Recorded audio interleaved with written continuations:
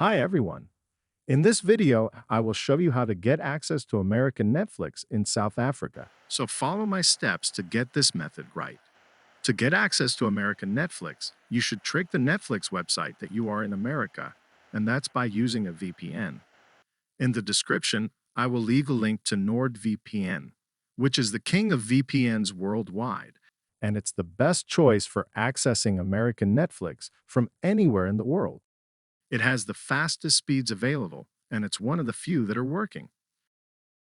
So, what you need to do is to open NordVPN, and then you should search for the USA, and then you select it.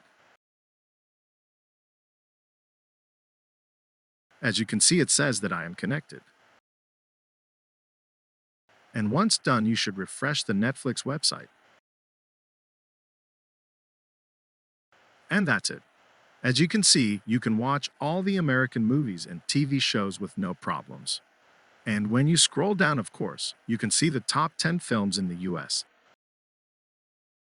I will leave a link in the description and in the first comment so you can have 63% off NordVPN, which is again the best VPN provider. And also, you get a 3 extra months for free with 30 days money back guarantee. So make sure to give it a chance by clicking on the link in the description and in the pinned comment.